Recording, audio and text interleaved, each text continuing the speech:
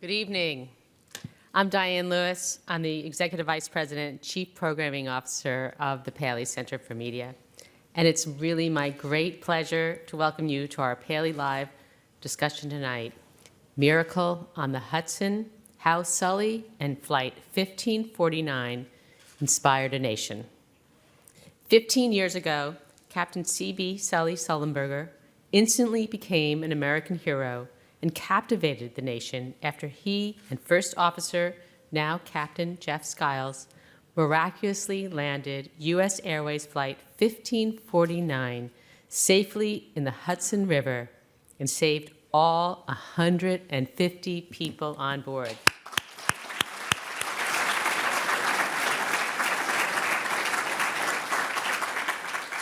That heroic act was covered around the world, serving as one of the first major news stories where social media played a pivotal role and was later depicted in the hit motion picture Sully, starring Tom Hanks.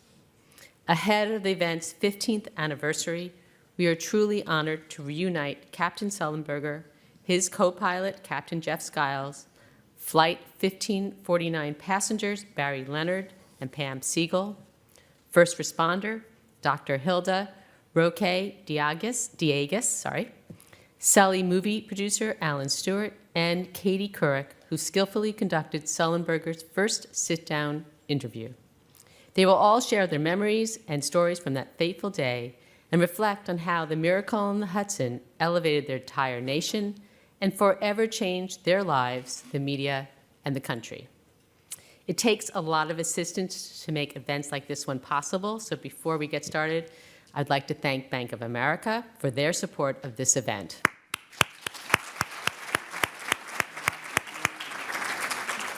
They have been an incredible partner, and we are pleased and honored to have Bank of America's Market Executive and SVP, Connie Verducci, here with us tonight.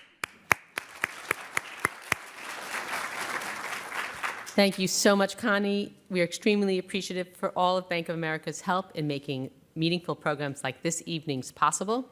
I'd also like to thank Matthew Hiltzik, Linda Lippman, and Hiltzik Strategies for their being an incredible partner on this event. We'd also like to thank you all in the audience, especially our Paley members who continue to champion these efforts and our mission. If you're not a member, we encourage you to consider joining the special Paley membership community for early access and discounted tickets on important programs like this one, as well as other unique benefits. So just give me a little moment for my little, campaign. Before we welcome our esteemed panel, just let me share a few of exciting upcoming Paley Center highlights to be sure to mark your calendars. Next Wednesday, January 17th, the Paley Center is opening our blockbuster exhibit celebrating the Super Bowl in partnership with the National Football League and the Pro Football Hall of Fame. Beyond the Big Game features a first ever showcase in an exhibit of memorable Super Bowl commercials from the past 50 years, iconic Super Bowl artifacts, the opportunity to take photos with the Lombardi Trophy, and all 57 team championship rings, as well as a chance to relive historic moments that will give you a taste of the pulse-pounding energy of the game and the evolution of the Super Bowl's rich history. On the night of the 17th, we'll kick off the Beyond the Big Game exhibit with Paley's exclusive Super Bowl 58 event featuring CBS The NFL Today, where people can join sports chairman Sean McManus and the all-star team from the NFL Today, including Phil Simms, Bill Cowher, and Boomer Esiason, as they share behind-the-scenes stories and preview Super Bowl 58. And if that's not enough, we'll honor Black History Month beginning on Thursday, February 1st, with an exhibit celebrating National Geographic's Genius MLK X, featuring costumes, props, and set decorations for the highly anticipated anthology series focusing on icons Dr. Martin Luther King Jr. and Malcolm X, and how their dueling philosophies helped usher America through the civil rights movement. The evening of February 1st, we'll host a Paley Impact event with the cast and creative team from the series. Then now on to our program. Before, though, we welcome our distinguished guests to the Paley stage for tonight's panel, I really want to acknowledge several other passengers from Flight 1549 who are here in the audience tonight.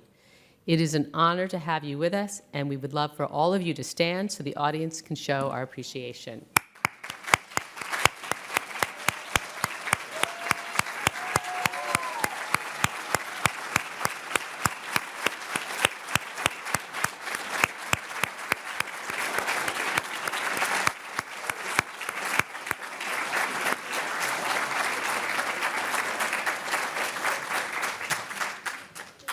God, I'm like really emotional. So now I'd like to introduce our moderator, CNN anchor Kate Baldwin. See how emotional I got? I can't even speak. Kate is a co-anchor of CNN News Central, which airs weekdays from 9 a.m. to 12 p.m. Eastern Standard.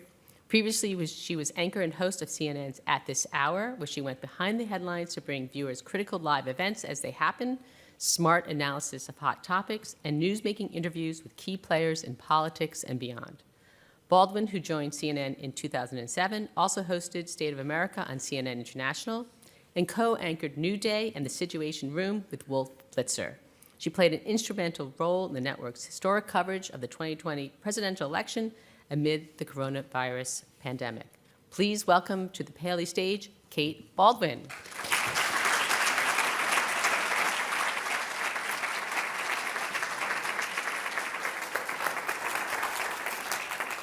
Let me put all the goods down. Hi, everyone. Wow, this is wonderful. Thank you so much for having me. It's a true honor to be here on this anniversary, and also to be here for this opportunity to celebrate, to honor, and to learn still even more from an extraordinary day, an extraordinary moment in our history. Considered the most successful ditching in aviation history. Also considered one of the first major news stories where social media played a pivotal role. The miracle on the Hudson. Now, 15 years later, we have this really remarkable opportunity to bring together, again, the people who lived it, along with all of us. I'm going to introduce all of them as they join us on stage. Look how full this stage is. It's such a group. I'm so excited. And we've been having a whole lot of fun backstage, just so you know. The producer of the film, Sully, Allyn Stewart.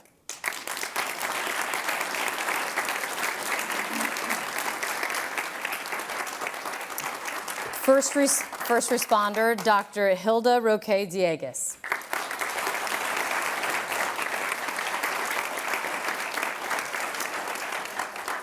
Barry Leonard, you saw him in that clip, one of the 150 passengers on Flight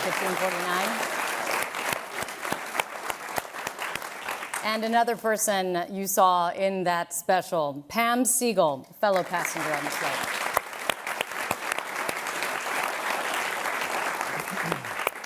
Award-winning journalist, New York Times best-selling author, co-founder of Couric Media, Katie Couric, who had the first sit-down exclusive interview with Captain Sullenberger after that.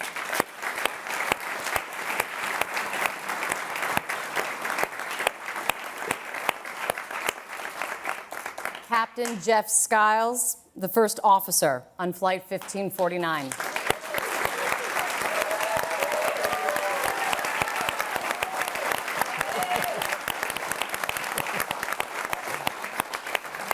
And Captain CB Sully Sullenberger has many titles, as we all know. He recently served as the U.S. Ambassador and Representative to the International Civil Aviation Organization. He is also, take this, Katie, a New York Times bestselling author, the pilot of The Miracle on the Hudson, Captain Sullenberger.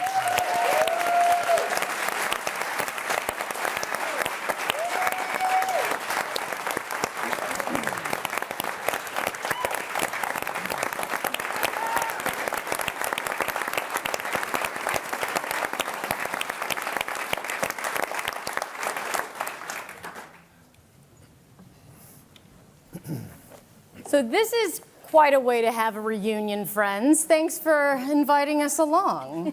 Well, it just happened to be a good time for it, I think. Exactly. The timing. You're pretty good at timing, Captain. Captain Sullenberger, 15 years later. What do you think when you consider that? Wow. It's been an amazing 15 years, a good 15 years for my family and me, for the aviation industry. A lot of good things have happened along the way. We're safer flying now than we were before. I'd like, after every accident, and this was an accident, we learn from it. And one of the things that Jeff and I realized early on is that this event happening in daylight in the internet age over New York City was going to be noticed.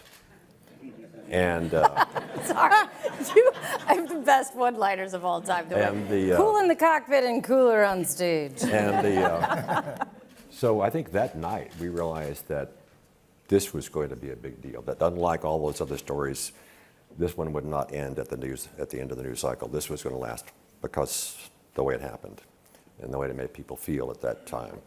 And once Jeff and I figured that out, we had a conversation about this, and we decided, we have an obligation to use this bully pulpit that we were given by circumstance for good in every way we could for as long as we could. And so that's a mission we still feel. That's remarkable to take that moment and see the purpose already in what we've seen in the 15 years since. Captain Skiles, 15 years. How does that feel to you? Feels like it's been another lifetime, frankly, for me. But, as Sully pointed out, and Sully has been the greatest proponent for aviation safety over the last 15 years. He's used this platform that he's been given, and early on as a CBS commentator, and now, just as a safety expert, to make real changes in our industry. I still fly. I'm still an airline pilot. And the changes that we have made in the industry due to Sully's efforts have been tremendous, and I think it's borne out by the fact that there hasn't been one single fatality in a U.S. carrier in this country or abroad since the legislation that was passed that changed a lot of the rules that we work under. And it only got passed because of the work of this man. Well,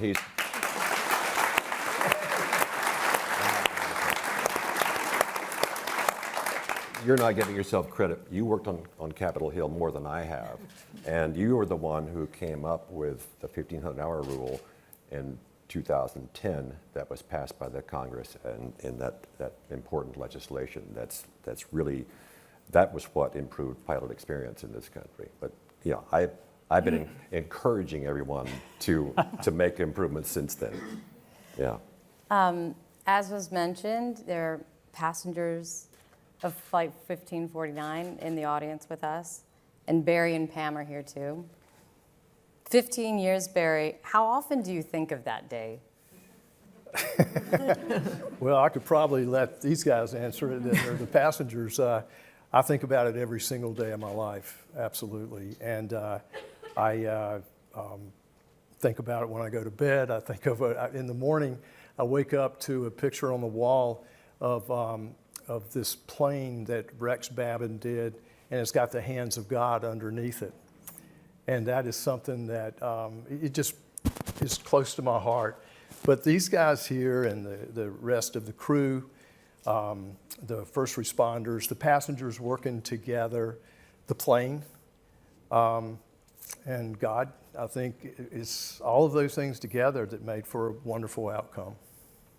Pam, in this world of short attention spans, a news cycle that lasts seconds rather than even 24 hours at this point, why do you think 15 years later, so many remain so fascinated by what you lived through?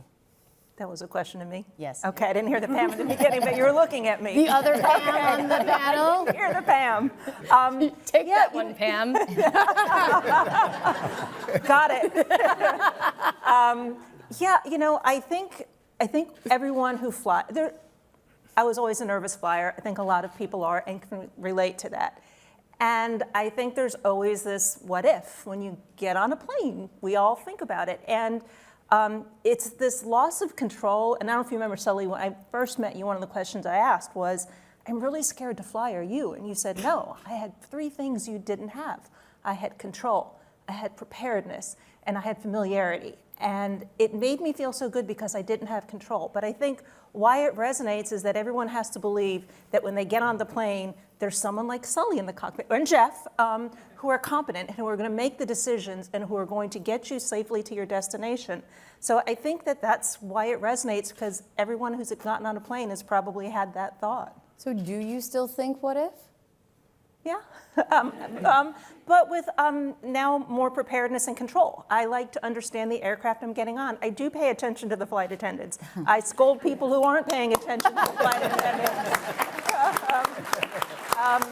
Yeah. Amen. And it's important. One woman wouldn't put her bag under the seat, and I yelled at her. So, yeah, all of that is Lady, really you important. have no idea what that Exactly. means. Do you want to know what could happen? So, yeah. We need more passengers like you.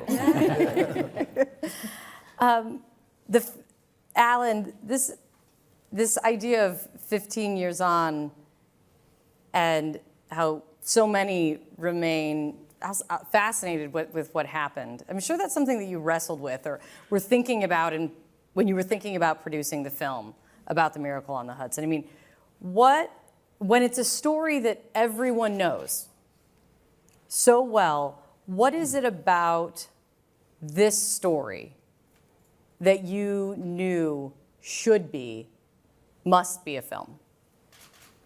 Well, initially I was very apprehensive because I thought, how do we top what we all saw on the news and what we continued to learn about everybody?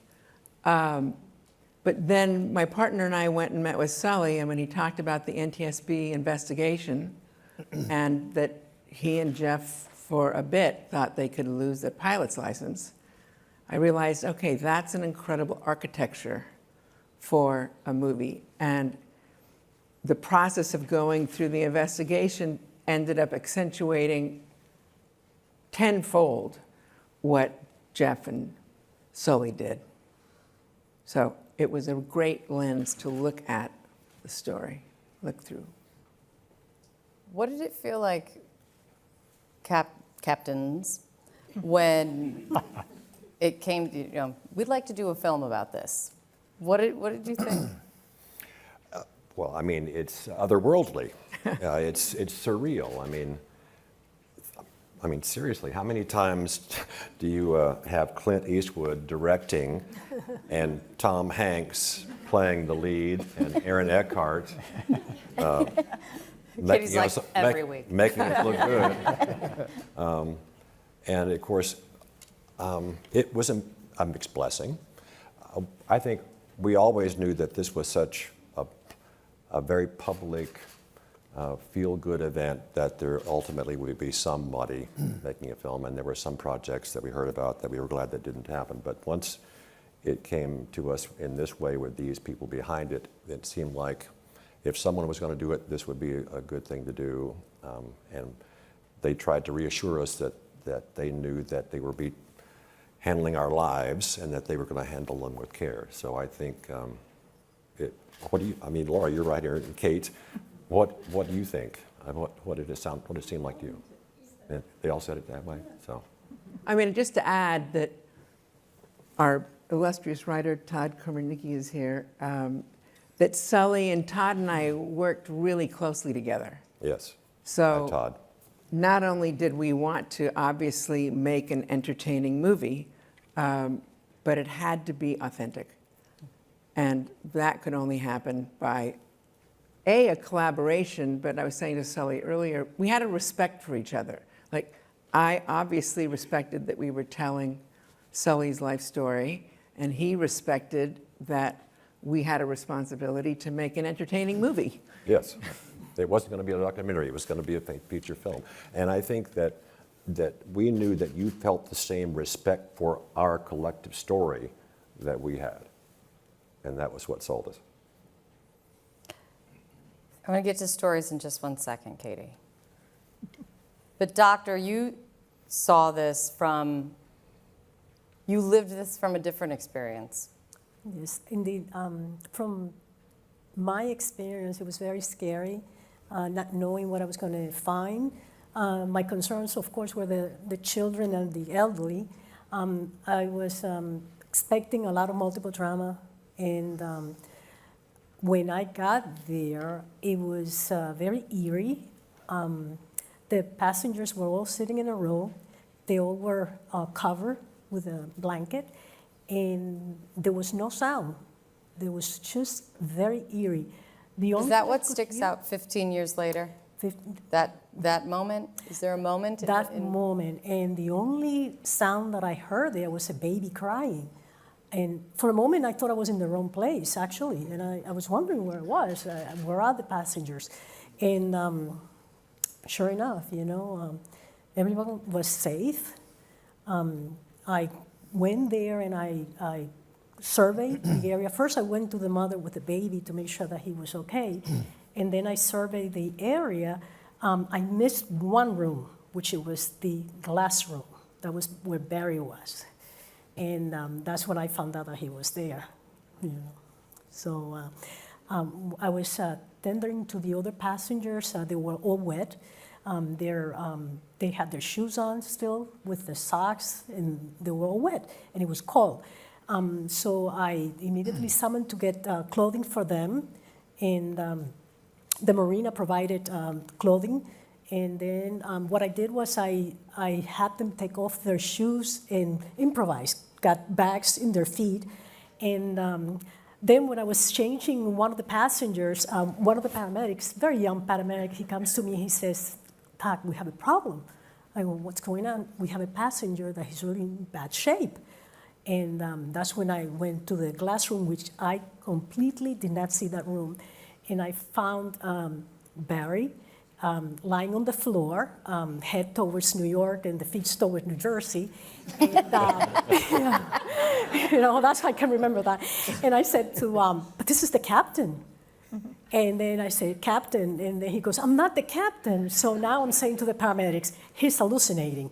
He has an amnesia. Something is not right here. I said, "Captain, I need to know what's going on, because as a medical doctor, we need to know what happened, whether the captain had an arrhythmia, whether he had a heart attack, whether it was a plane problem, because we have to know." And he kept saying, "I'm not the captain." I said, "Okay, fine, you're not the captain." "All right, fine." So, okay, but he's wearing a white shirt.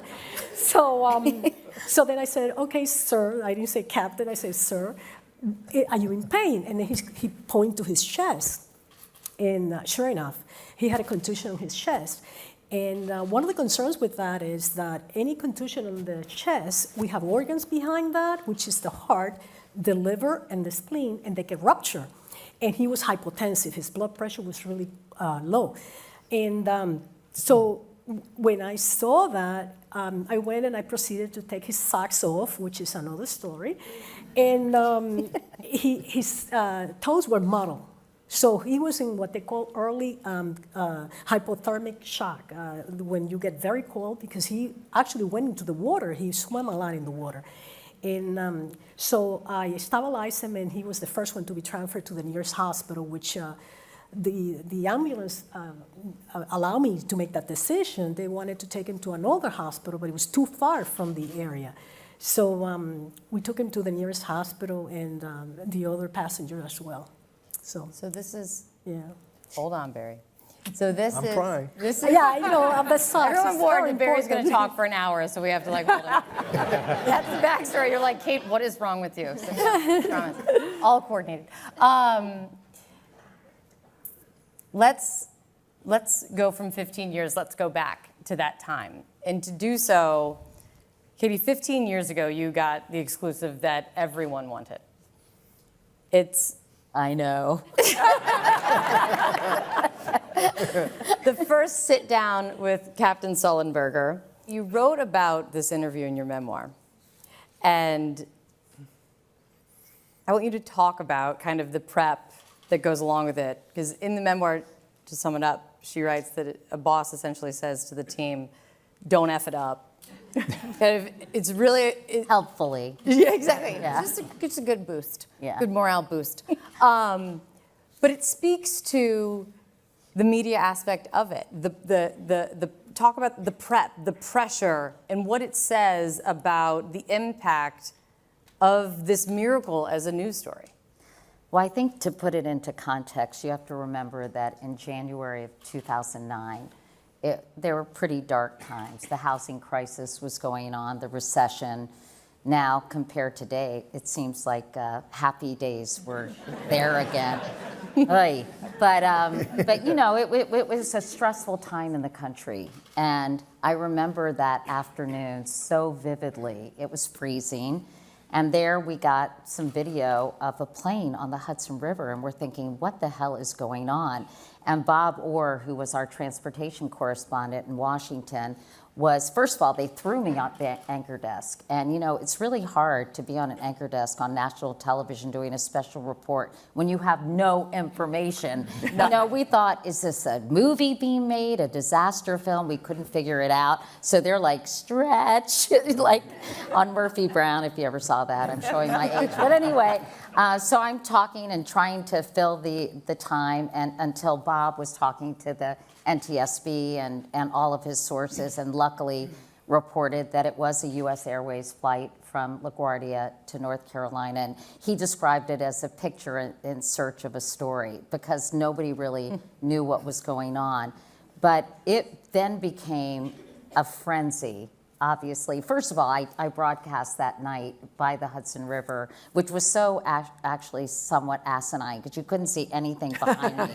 And it was so cold that I had to borrow like my hairdresser's boots and throw on some, anyway, it was a mess. But then, of course, the big get, as we used to call it, was, you know, the story of how these two men were able to, as I mentioned on the piece, avert disaster. And, you know, it just became a feeding frenzy. And Lori Beecher, who is my producer at the time, I describe her in my book as, you know, people fall in love with Lori. They want to either marry her or adopt her. You know, she's that kind of person. And she worked with somebody named James Ray, who was also a U.S. Airways pilot, but also head of the pilots union, I believe. And we just worked it and worked it and worked it. And finally, thank you. I don't know who made the decision, but maybe Sully, you did, or U.S. Airways, somebody did. But they agreed to, excuse me, be interviewed for 60 minutes. And not only did we, I went to Lori and Sully's home, and obviously, they're just such exceptional people. They ooze integrity and decency and kindness. And interviewed Sully, and then I went and interviewed the whole flight crew in the hangar. And then I said to our executive producer, you know, I really want to show some of the passengers who were on that flight. I mean, it will be so moving, because many of them had never seen Sully and Jeff after that they landed on the Hudson. That was the last time. And I thought, I'm sure they want to see each other, thank them. It was just, I mean, let's face it, it's a made-for-TV moment, people. And the executive producer said, I don't really want to do that. By the way, he was fired, FYI. And so I said, come on, you've got, this is a really, I mean, this is the heart of the story, all these people whose lives were saved. And so we had this great moment, which you all can talk about if you want in a moment. But the one thing that Sully said to me that I'll never forget, and I've often quoted it, Sully, and I'll probably misquote it, but to paraphrase it, he said, for 42 years, I put small regular deposits of training and education into the bank of experience. So the one day, so on the day that I needed it, it had a sufficient balance that I could make a very large withdrawal. And I thought, that was just such a great line. And just to put a button on it, I mean, of all people to have on that flight that day, to have somebody who had that experience, who had taught water landings to other pilots. And by the way, I looked at other water landings. They are hard, and oftentimes the plane will cartwheel in the water. But to have someone of his composure, his experience, his grace under pressure, I'm not a very religious person, but I do feel that fate was involved that day. And everyone was so blessed and lucky to have you, you know, in the pilot seat. And but it was one of the highlights of my career to be able to do this story. And oh, P.S. I won an Emmy, no biggie, but I love you, Katie. But honestly, it was a thrill, and I think it was a thrill for the entire, oh, there's Lori. It was a thrill for the entire country to be able to celebrate this incredible event. And I remember when I did the evening news that night, I did say, tonight, miracle on the Hudson. So. That's a good story, Katie. You're pretty good at telling stories. Thank you. So weird. So weird. I mean, you called on me last. I was like, is she ever going to ask me a question? I know how to work you, girl. Just gotta make you wait. So one of all the details that we know, one thing that that sticks with me, and I've thought about it a lot, and I wanted. You probably all know it, but one thing is just how fast everything happened, how fast decisions had to be made. And that's a huge part of this. 208 seconds. That is the time from the plane losing thrust to it landing in the Hudson. 208 seconds. Let's get back to you now, Barry. Take us back. What do you remember most in those seconds, in those 208 seconds? Well, first off, the plane had made a turn to the left, and then it felt like we were going on a roller coaster. It was straight down, and it seemed like to me at that point. And then we pulled up, but the person that was sitting next to me grabbed my arm, and he said, "We're going to die, aren't we?" And I don't think I said anything to him. I'm not sure, to tell you the truth, but I really believe that in dire circumstances, when you think you're going to die, that your brain secretes chemicals that protect you. And I think that was what was happening with me and probably a number of the other passengers too. So, so it was one of those moments, honestly, where, you know, the whole time that we were going down, and then when we hit the water, it was, the plane actually groaned. It felt like the plane was pulling apart just about, you know, that the metals on it were just groaning. And somehow or another it stayed together. And then, as Sully said, I remember looking out the window and all I saw was water. And so I thought we were underwater. And then all of a sudden, the water cleared. So what had happened is it was the spray had gone over the top of the plane and gone down the sides of it. And then, you know, so when I was thinking about the fact that we were underwater, I was like, what are we going to do now? And then it clears, and I said, what are we going to do now? But I mean, I remember Sully coming out and saying evacuate, and then, you know, we moved towards the doors. But that was basically what happened during those moments up until the plane stopped. Pam, what goes through your mind when you hear brace for impact and you hear the flight attendants and how they jumped into action too? Yeah. I didn't hear the flight attendants. I was in 12A, so that's about midway through the plane. So I do know that they were saying it at the front and the back, the chant that I know you guys could hear in the cockpit. But I didn't. I don't know if it was because they were too far or my heart was racing too fast and I couldn't hear anything. But brace for impact definitely made it very real. That this is serious now. You know, again, a very similar experience with Barry. You know, the weightlessness of that moment as it turns, and you know, definitely that dread that this isn't going to end well. But I often say that there was a pivot for me too, and it was when we lined up with the water, and it was when I could see that the skyscrapers on the Manhattan side, because I was in a window seat watching us get lower than those high rises. I realized we were going into the river, and that was okay. And to your point, that's what I envisioned. It was going to cartwheel, it was going to break apart, I'm going to be upside down, I'm going to be here. I don't know if Michael Leonard's in the audience, but Michael and I were like, okay, where's the exits? We're going to go. And we had a plan. And so, you know, the brace for impact definitely brought it home that we are definitely going into the water now, but it also told me you need to get ready to get out of here, and then it was go time. Do you tire of talking about, you know, it's 15 years. Do you tire of talking of the details? Are there pieces that you prefer not to talk about? Do you not, do you not like when I just forced you to watch that clip? Again, if this is still for me, here's what I've said is the difference. I don't mind talking about it when I know I'm going to be talking about it. When I'm asked to talk about it, I'm prepped, I'm ready. I have one story where I was in a group environment where I work, and it wasn't coming up, and someone said, "Did you know that Pam was on that plane that went down the Hudson?" I didn't initiate the conversation, and she said, "What were you thinking at that moment?" And it was the what were you think, not the I got to the airport and I tell my story, then I'm in control. And I guess I'm a control freak, but I'm in control of my story then. I wasn't in control of the story at that moment when I interjected at that moment and I cried and sobbed and I thought, I've never done this. I tell this story all the time and I'm fine. So I had to analyze why did that upset me? Why? It was because I didn't control the narrative and because I came in at that point. The question was, what were you feeling? Not what happened, what was the experience? And that was a very different question. So I don't like talking about it that way, but I don't mind this kind. Yeah, So I'm don't ready ask now. her what he was feeling.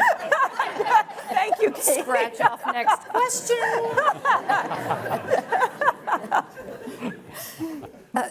Sully, Jeff, what has it been like for you to hear their experience, to hear their stories? You have so eloquently detailed over the years what you experienced and went through. What does it do to you to hear this experience of the 153 who were behind you? Well, it's great to hear their stories because I don't know all of them yet. I've heard many of them. Of course, I had control. It was up to me. I was pilot in command. And so I could sort of control my future. And I was trying to control it in a way that would have a good future for them. But I can only imagine what it was like being in the cabin or being one of the cabin crew and not knowing exactly what was happening and not knowing how successful we were likely to be.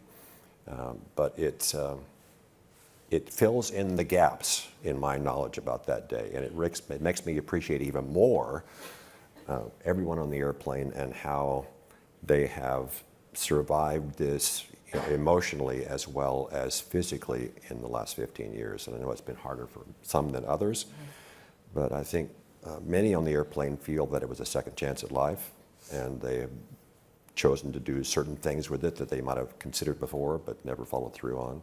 So it's a very individual thing, but it's important that I know more of their stories.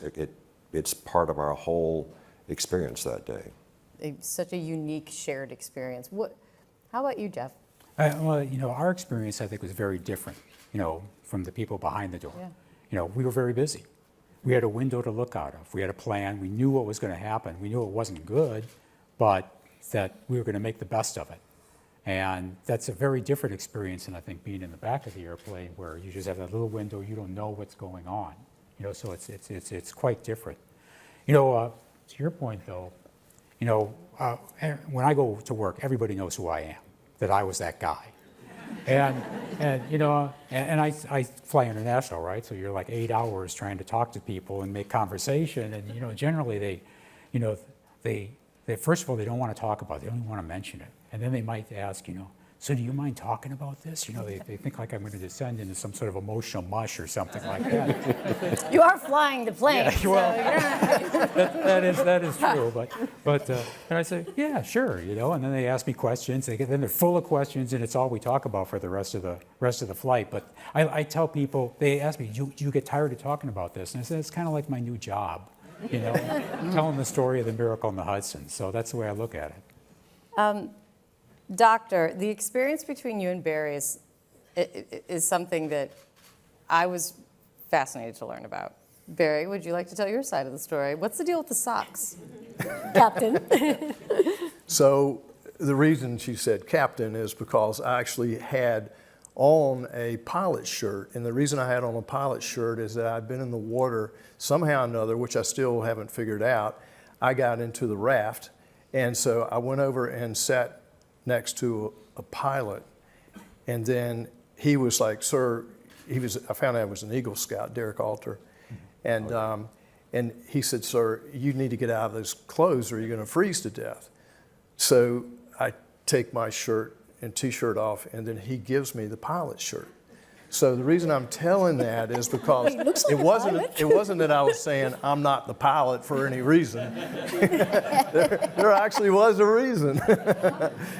But you know, basically what happened was we were actually on an interview with Evening News Network, and the person that was interviewing me said, "What were you doing during this time?" And I said, "Well, I was walking around, you know, and everything. I knew that I had a pain in my chest." And Hilda was with me, and Hilda said, "No, you weren't." You were flat on the floor. She said you were on the floor. But that's what your brain does to you, Right. you know? And I really didn't know where I was. You still don't know where you are. That's Yeah. He didn't know.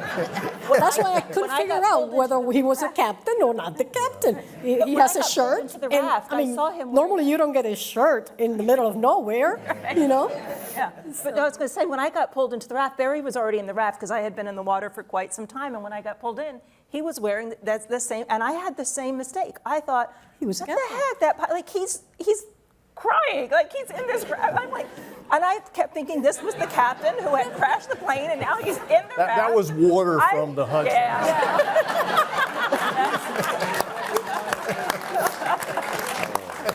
But I was Icicles. also angry, and then they put me in the middle, and then this guy emerges with his clipboard and looking very like, I'm that is- that's the pilot. That's my captain. That's what I'm saying. See, that's why I want to hear these stories. It took a while to figure that one out for me. Allyn, in hearing these stories, was this hard? How do you capture it? How do you, I mean, talk to me about the process. I was thinking about this, the pressure of taking a real life event with a screenplay based off a book written by the person who lived it, working with Clint Eastwood to then convey that all perfectly and artistically and cohesively on the big screen. Well, one of the first things that happened, which is one of the best calls I've ever made, is to call Sully and say, "Clint Eastwood wants to do this movie and we're coming to see you tomorrow."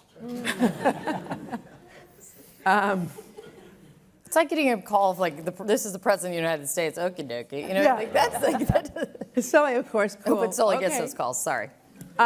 What was interesting as we began to break down, particularly the rescue, Clint said a number of times, I can't believe that everyone survived. And then as we went deeper, we realized that it wasn't just Jeff and Sully and the composure of the passengers, but everything else went right. That the ferry arrived within 3 minutes. That the passengers on the wing stayed relatively cool, unlike Barry. That is so true.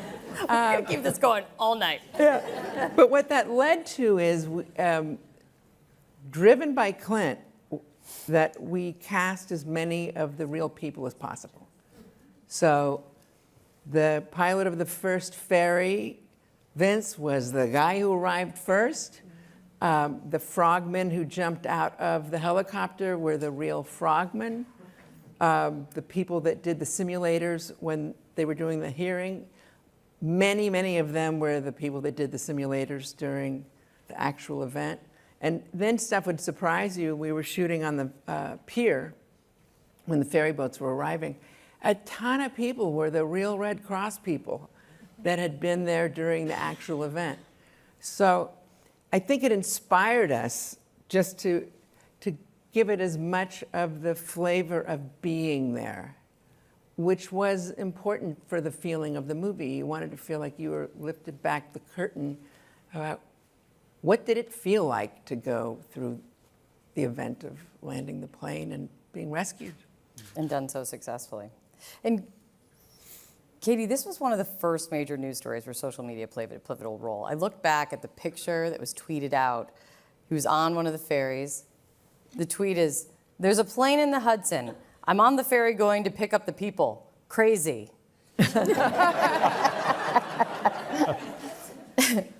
And I was sitting thinking about this, just about the role that social media plays in all breaking news stories now, but also, that was also a time when Twitter was nice. And what would have happened to this story had this happened today? Immediately, someone would say, the FBI did it, or Or it didn't really happen. it didn't happen. False flag it. And all of you are actors. And I was kind of thinking about how far, meaning in a bad way, it's come from going to pick up the people crazy. It's just kind of, it is striking, like the role that social media plays on the narrative and the stories that are told now. But you know, iPhones came out, I think, in 2008, right? And so you think today how much user-generated footage there would have been of what happened, and we wouldn't have had to necessarily rely on that security camera and that black and white footage, and then it became a much better shot. I think crews got down there pretty quickly with all the passengers on the I'm sure everybody remembers that image, seeing all these people on the wings of the plane. It was so bizarre. But, you know, I just don't remember social media playing that big a role back then because, as I said, it was before iPhones. And I remember getting on Twitter, and I wrote this in my book as well, that the vice president of CBS said it was beneath the anchor of the CBS Evening News to be on the Twitter. And I said, well, I'm going on it anyway. And then they got mad at me when Brian Williams joined, and I said, welcome to Twitter, Brian. And they said, you can't be nice to the competition. I was like, what is wrong with you people? But anyway, you know, but I think the passenger stories, and I'm surprised, you know, I think you all could do a collection of essays, because one of the things I think that is so interesting is for most of these passengers, this represented, Kate, a real turning point in their lives. And I think they think of their lives as before this happened and after it happened. And I think it provides an almost existential question when you have a life-threatening event like that, or you come that close to death. You think, you really reevaluate their lives. And I think that's one of the most interesting things about the passengers. I remember meeting one man, I think, did I meet John Howell or when I did the story in Charlotte? I know he's here. Yeah, John's right there. Yeah. Hi, John. And I remember John either telling me, or I learned of your story, that John had lost his brother in 9/11. And all he could think of when he was on that plane is he didn't want his parents to lose another son. Yeah. And I think when you hear these really personal, individual stories about even the letter that was written by the man whose father was a Holocaust survivor and lived in a high-rise near the Hudson, you don't realize, again, how everything happened was right. The ferry got there quickly.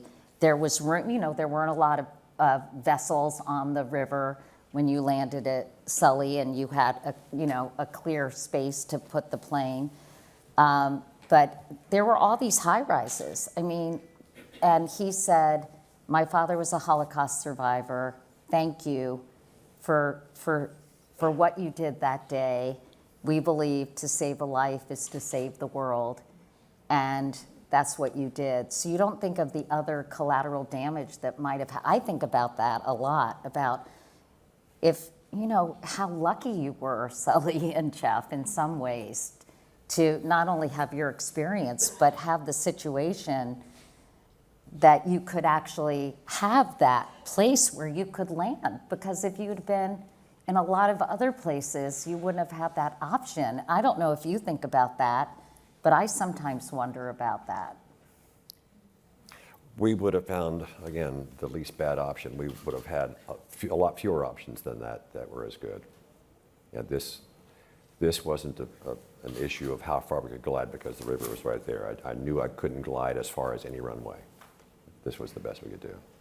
But going back to your talking about Herman Bamsa, yeah, that I remember vividly when the day that we got that letter, and Laurie had been the keeper of all these stories, these letters, and there was not a dry eye in our house when we first heard about that. Well, you all got letters from all over the world. I mean, it was such a huge story and such a happy, welcome story of survival and life, really. Yes. How has, to Katie's point about what happens when you're faced with, when you experience a near-death experience, your lives have all changed, not only going from an anonymous citizen to one of the most well-known faces, pilots in the world, and so many levels. But Barry and Pam, Barry, you've said that you talk about life now, life after this is your bonus life. What is it? What is your bonus life? My bonus life is the fact that I've got 2 kids that I got to watch them graduate college. I got to watch them, excuse me, get married, and I got 2 great grandchildren.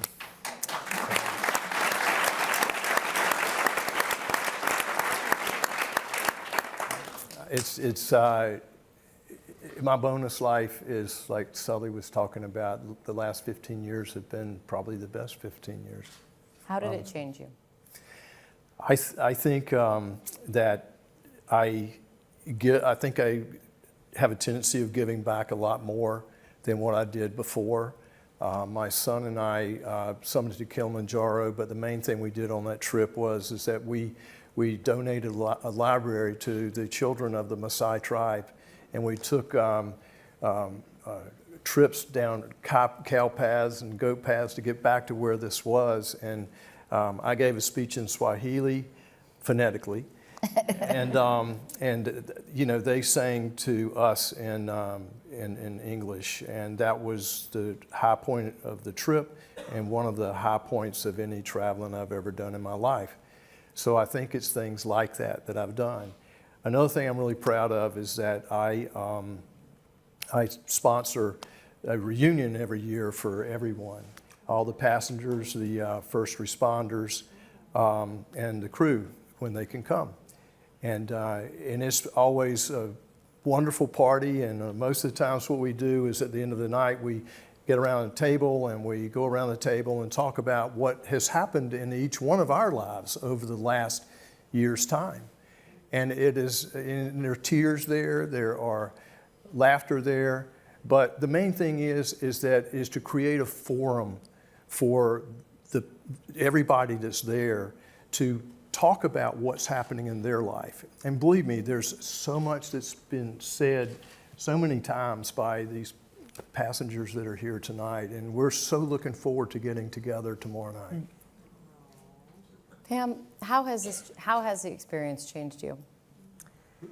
You know, in a very similar way to Barry as far as the family. You know, reprioritizing the time spent with family was really important in the first few, you know, weeks, months. As they say, when you're, what is it, there's like no atheists in foxholes. Like there's, you know, you're in that situation, everything else disappears. Like all I could think about was my family. Would my son go on to college? She was in the middle of acceptance letters. Would my daughter be able to recover if I were to die? So the immediacy is the family. And like Barry, I have had 2 children graduate. I have had them both get married, and I am expecting my first, I think we share this in common, my first grandchild, I just learned. Yes. When? So March 20th. March 23rd, March No way! 20th. How cool! They can be friends. But my fun fact is that my daughter married a man named Hudson, so I have been pulling for River. Like, we know it's a boy. Maybe if she sees this, I'll get it, but anyway. River Hudson? I don't know. Sully is out. Hey, Sully is out. you do not always have to tell the truth, okay? You don't always have to tell the truth. Sully Hudson is cute. Okay.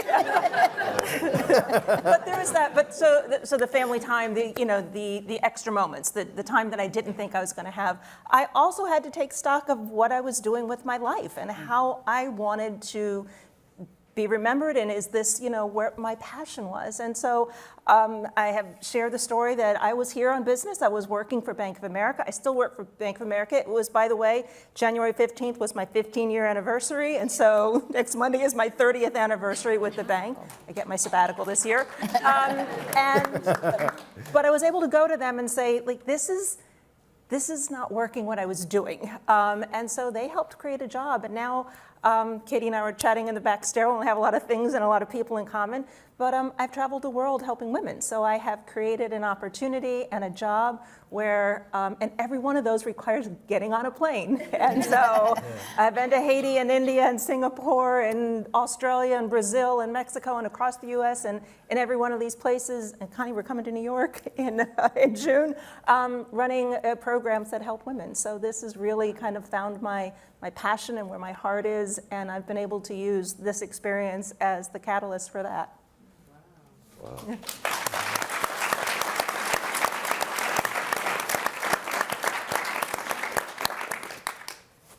Jeff, how has your life changed? Oh, I've lived 5 lifetimes in the last 15 years. Just from opportunities that have been, opened up to me from being in that instance. But, as Sully alluded to earlier, we came away from this realizing that we had the obligation, the responsibility to use this to change our profession and to change aviation safety. And we were successful at that. And don't really want to go into all the details, which would be hard to understand if you're not a pilot, but definitely our profession is different today than it was when we were in it 15 years ago. And that is certainly the proudest the thing that I have, how I was part of that and how I made that change. I mean, the things that we did that became part of the Aviation Safety Act of 2010, which dramatically improved safety in our industry. If you wanted to count the number of people who really cared about it I'd say you could do it on 2 hands, easy, wouldn't you? Yeah. Maybe one. Maybe one. You, me, and the families of Continental Flight 3407, a horrible crash Buffalo. that happened just 3 weeks after ours and acted like bookends of, what a qualified, trained, prepared captain like Sully could accomplish in a With cockpit. experienced first officer. Thank you. We have a combined 75 years of flying time between the two of us since we learned to fly. But compared to what this horrible accident, brought about, and we were able to change things for the better, and we were principal parts of that. That Buffalo crash was an overextended pilot, right? Who had been sick. Wasn't that one of the issues with that? And did you change the hours pilots could We work did. as a result? That was part of it, was to change the flight, what we call flight duty time rules, to make it so that you could actually get some sleep. I mean, back then, you could literally, you had 8 hours off, and that's from when the airplane touched the gate to when it left the gate the next morning. So you had to deplane the passengers, get your stuff, go to the hotel, all that. You were maybe getting 4.5 hours of sleep. Now we can have an actual rest period behind the cockpit door, or the hotel room door. You don't do it in the cockpit. Tell us more, Jeff. But mostly the biggest change was to make both the captain and the first officer have to qualify, train, and pass a check ride to be airline transport pilots. That was not true 15 years ago. That's right. Yeah, at that time, the minimum was 250 hours of experience as a first officer. Now it's 1,500. Wow. Wow.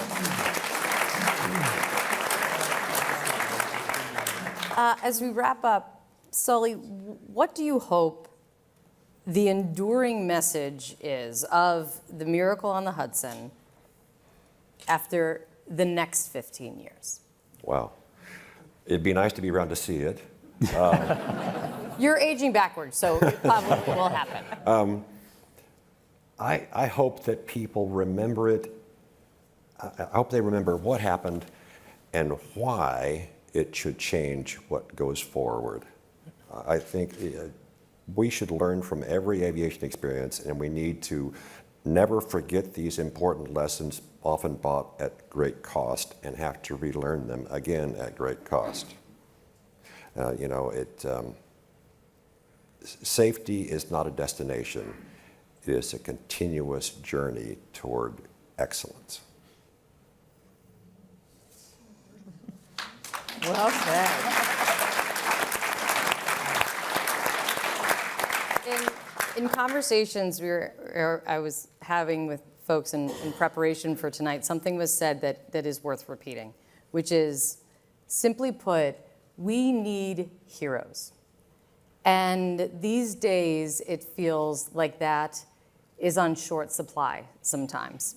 But tonight's a reminder that heroes are still out there.